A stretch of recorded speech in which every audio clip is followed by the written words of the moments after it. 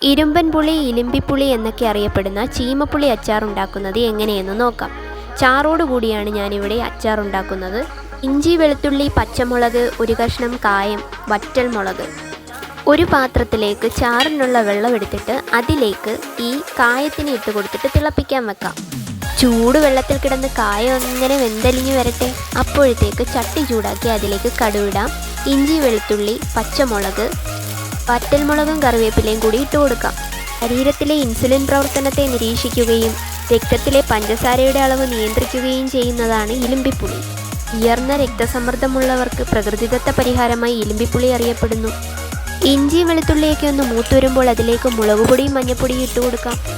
ഒന്ന് പച്ചമണം മാറി വരാൻ വേണ്ടി തീ കുറച്ച് വെച്ച് ഇളക്കി കൊടുക്കുക. അതിലേക്ക് ഉലുവാപ്പൊടി ചേർത്ത് കൊടുക്കാം.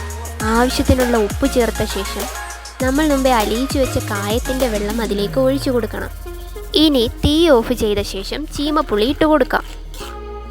പുളിക്ക് അധികം വേവില്ലാത്തത് കൊണ്ട് വെന്തു പോകാൻ പാടില്ല. അതുകൊണ്ട് തീ ഓഫ് ചെയ്ത ശേഷം വേണം പുളി ഇട്ട് കൊടുക്കാൻ.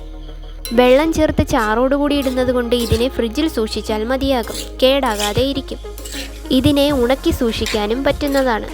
ഉണക്കി വെള്ളം തൊടാതെ അച്ചാറിട്ട് വെക്കുകയാണെങ്കിൽ കാലങ്ങളോളം സൂക്ഷിച്ചു വെക്കാം. അസ്ഥികളുടെ ബലം വർദ്ധിപ്പിക്കുകയും ആവശ്യമായ കാൽസ്യം നൽകുകയും ചെയ്യുന്നതാണ് ഈ പുളി. ചുമയും ജലദോഷവും അടക്കമുള്ള ഒട്ടുമിക്ക ആരോഗ്യ പ്രശ്നങ്ങൾക്കും ഈ പുളി നല്ലതാണ്.